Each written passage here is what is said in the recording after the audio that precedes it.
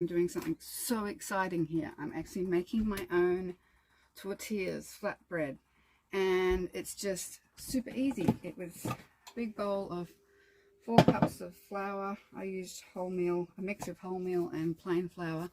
Let's turn this up a little bit so you can see me a bit better. There we go. 4 cups of flour, 1.5 cups of hot water. Let it sit for a few minutes. So I'm cooking and talking at the same time. There's another one. Look, beautiful. I've got a whole plate of them stacked up here. Every time they come off the hot plate, I put them under a wet towel. But I got to kind of keep moving. I'm in a bit of a rhythm here. So yeah, basically, see if I can swing this around so you can see what I'm doing here. Down there a little bit. So I've floured my board quite well. And I just roll and roll and roll, get them as thin as possible, and as much flour on them as possible, because that way you can get them super thin and they don't stick, and I don't really care that they're not perfectly round, because it's just for me, but they get pretty big, just from a little tiny handful. This one ready to roll. With that, and then in the pan I'm using a cast iron pan, no oil, nothing, because these are actually oil-free version. And if I get 2 more out of that little tiny bunch, you only need like a little handful like that. Roll it up. I didn't realize it was going to make so many, honestly. I don't know how many there are, but there's a lot in there. So I've kind of been on this production line thing. All right, that one's ready to flip it. You can kind of tell when they're ready to flip because they start sort of bubbling up a little bit. But flour. Use up the rest of the flour on the board here. Getting a bit sticky now because I'm towards the end. And they really don't need long at all. By the time I've rolled out the next one, the other one's ready to come out. So roll this guy out. This is a little bit smaller one. Alright. He's ready. Put him under the plate. Cover him with the wet towel. This one's ready to go in. Oh, sticking a bit. I put a bit of cling wrap onto my board here. Just to make it easier to keep clean, basically. So I'm lazy, but it's quite hilarious trying to do something like this in such a teeny tiny space. There is literally flour flying off the edge of my counter here onto my couch there, so I have to clean that all up in a minute. It's one sort of disincentive to cooking in such a small space is that, yeah, it's quite difficult to keep everything clean. Good. This is the last one. Flip this guy. I just flip them with my hands. It's pretty easy. They only stay on there for, I don't know, not even a minute. They're cooking pretty quick. I want them still soft. And apparently if you stack them all up together like that and let them sweat, it's actually better for them, makes them more pliable. So I had bought this actual tortilla press thing. I bought this ages ago thinking I was going to make my own. But honestly, rolling them with a rolling pin on a floured board is actually a lot easier than this press thing, and gets them a lot thinner, I find. That one's done. Last one going in. Just a little one, that one. Cover those up again. So fun. So yeah, that's me getting creative in the kitchen. Let's see how many I ended up getting out of this. Just keep an eye on this guy, make sure he doesn't get too overcooked. Out of my big plate, I've got 1, 2, 3, 4, 5, 6, 7, 8, 9, 10, 11, 12, 13, 14, 15, 16, 17, 18, 19, 20. That gave me 20 tortillas slash wraps which is awesome because I eat a lot of wraps, and I just was looking on the ingredients of the ones that I was buying in the shop, and actually these ones, I've still got some up here in the cupboard. I'm going to reuse their packaging because their packaging is really cool, but it was from the IGA. Made from 100% Aussie flour, great for vegetarian meals, you know.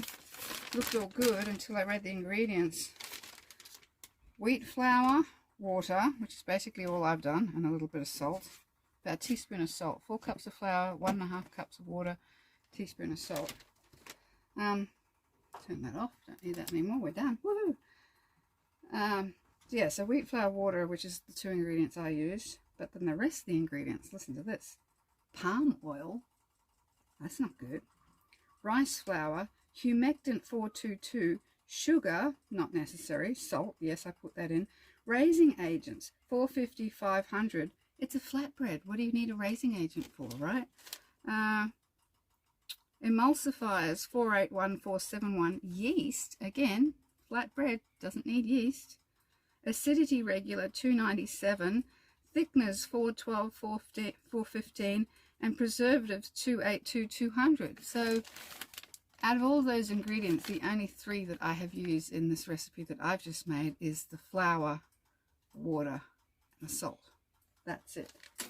So muchas gracias for letting me know that paying $3 or something for a packet of 8 of these was a complete rip-off, when I could make a packet of 20 for probably a cost of $1, maybe, if that. Flour is like $2 for a 2-kilo bag. So I'm actually found a place where I can bulk order some organic stuff. So I'm going to start getting some like 5-kilo bags of organic flours and oats and things like that, that I use quite a bit of, rice and stuff like that. But I guess the ultimate thing is the taste test, right?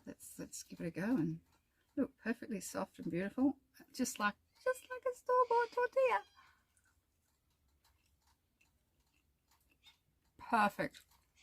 Honestly, taste-wise, actually, I was going to say you can't tell the difference, but it actually tastes better than that one. You don't notice the missing oils and preservatives and humectants and yeast and raising agents and all that crap they put in it.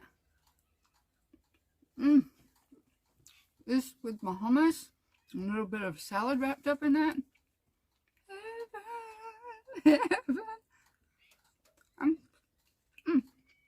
Excuse me.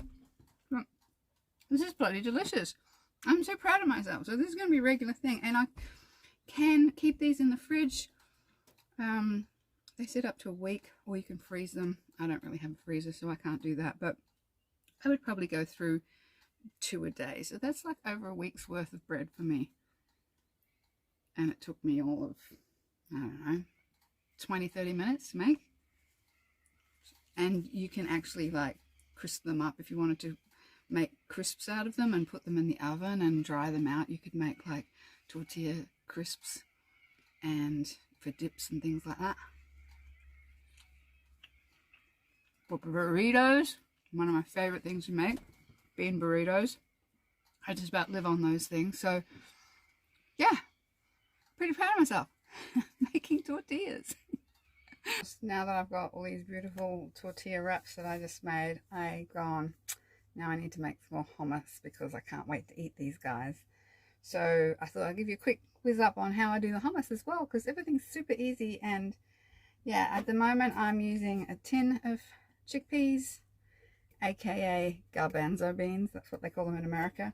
Chickpeas in the tin are just quick and easy, so I tend to keep a lot of those for when I can't be bothered soaking it. But normally if you're going to do the dried chickpeas, which is much more economical, soak the chickpeas overnight as long as possible, 24 hours, whatever, it doesn't really matter, as long as they don't start sprouting. Although if they start sprouting a little bit, that's fine too, that kind of works. I've done hummus with sprouted chickpeas and it's totally fine. So I soak them overnight and then boil them, I don't know, an hour. Just keep simmering them until they just, you know, try them every now and then, and when they're that sort of right kind of al dente type texture, you know, they're soft enough to bite into, then they're ready. But these guys are very soft because they've been soaking for so long, so they're particularly easy to make. Now I'm going to be using my NutriBullet for this one. It doesn't like it very much, but it works. I've put the chickpeas in there already. To that I'll add probably about, I don't know, you know me, I don't measure anything. I'll just put in about that much. I'd probably say maybe a 1/4 cup of filtered water. You can add olive oil at this point, but I don't feel that it's necessary. I'm trying to reduce a lot of the oils that I've been eating, so I'm doing this whole foods plant-based thing at the moment. You know, one thing or another. I've tried keto, I've tried everything, but I'm trying to do something to help my RA because it's been quite painful lately and I've been struggling to walk again, so that's never a good sign. So yeah, avoid the oil, put the oil in, it's up to you, whatever you want to do. To that I add then, down in the fridge, let's see what we've got here. We've got tahini. This one's hulled. I actually prefer the unhulled tahini because it's got that kind of more nutty kind of taste to it, but they didn't have any at the local shop, so I just got this one. But again, I found a place where I can actually order a big thing of tahini, like organic unhulled tahini. Oh, the best kind. So I put in, I don't know, about a tablespoon, or actually I think I put 2 tablespoons in there because I do like my tahini. I'll sometimes sprinkle in actual sesame seeds as well, just to give it more of a, I don't know, sesame crunch. A dash of lemon juice. Not too much lemon juice, but the magic ingredient is cumin. Cumin is just like my favorite thing in the whole wide world. Actually, cumin and coriander, like fresh coriander, which they call cilantro in America, but I don't know what it is about those 2 particular herbs, but they literally give me raptures. Like, I just get so excited by just the smell and the taste of them. Just, Oh, and rosemary. I'm getting into rosemary. Just loving rosemary. Rosemary in a cup of herbal tea. Rosemary chopped up with potatoes. Rosemary in my anything basically. Even in your bread, your flat bread, like rosemary and garlic. It's just. Oh, and another thing is I also soak rosemary sprigs in a, this is just macadamia oil, which is my favorite kind of oil to use on my skin. This isn't for cooking with, although you can cook with it as well, but I have this here on the countertop for my hands when my hands get dry from washing them all the time. Has rosemary in it, really good for your hair as well, like oil mixed with rosemary. Anyway, I digress. So what have we got? We've got, put a bit of salt in there.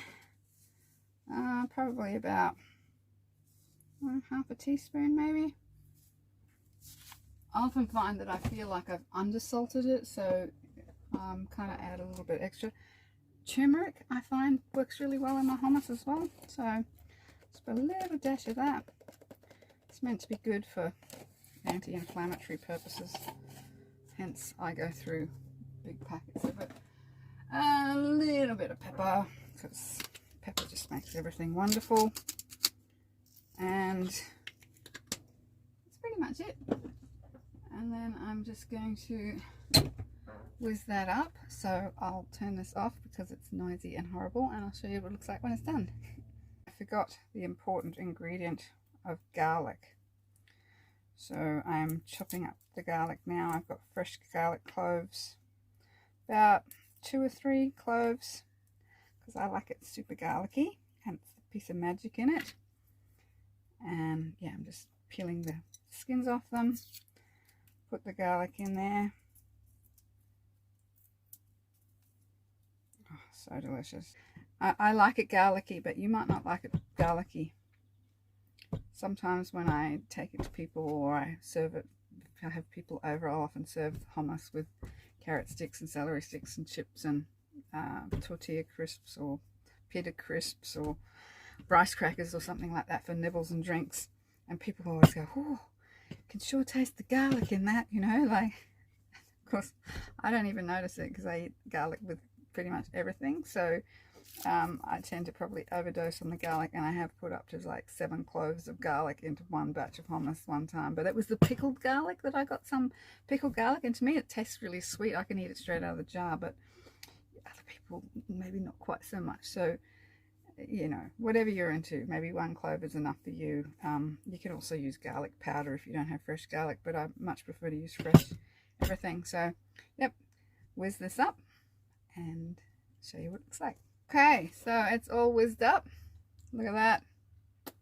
Beautiful. And the bit that's on the lid, that's the bit that I tell myself I'm allowed to eat. Got to do a taste test. Oh yeah, you can definitely taste the garlic in there. Even I say that. Sometimes I feel like it might need a little bit of extra salt. You can always mix that in afterwards, just stir it in with a spoon or a knife. You know, alter the flavors as you like, but to me, it's pretty close to perfect. Lisa's famous hummus. I have this on the fridge, like I'll just put the lid on that, you know, the lid that comes with the little NutriBullet. That goes in my fridge, and that'll last me probably 4 days, 3-4 days, maybe more. Depends on how munchy I get when I want snacks and I have rice crackers in it. So yeah, I've got some rice crackers somewhere. Oh yeah, little rice crackers. And yeah, as long as I have little crunchy treats like this, then I'm happy. Cheers.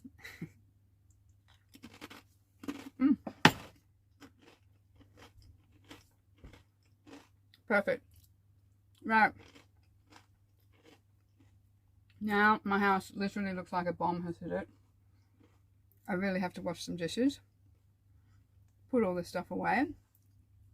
I've got enough tortillas and hummus to last me for at least close to a week. I will be mixing up some of my red kidney beans. Often I'll do red kidney beans, black beans mixed together. Do that Mexican style with a bit of Mexican chili powder and onions and garlic again, and a bit of tomato or tomato salsa mixed in with that. That's for my burritos. And I'm pretty sorted. Pretty sorted. So yeah, my cooking done for the week. And it's, yeah, Monday's washing day. Tuesday's soup, apparently, according to the song. Monday's washing day, Tuesday's soup, Wednesday's roast beef. No, Wednesday is food prep day for me. So that's what I'm doing. So see, can you see? Oh, can you see rainbows coming in from the? I saw a rainbow on me. Rainbows coming in from the crystals hanging in the window. Makes me so happy. So, yeah, is everybody happy? You bet your life we are. Of course, I've got to try one of my new tortillas with my hummus that I just made and my beautiful lentil sprouts. So this is my wrap, and that's my lunch, and that's a wrap. You know what the best thing about cooking with no oil is? Dishes are so much easier to clean. Like, you don't really need soap. I mean, I have a little tiny bit in there, but hardly any. Warm water and a bit of elbow grease to get all the flour off, but pretty much it. And just like that, my work here is done. Where can I put this? You go there. And that really is a wrap. I'm sorry, I think that's kind of punny. Get it? It's a wrap because I just made wraps.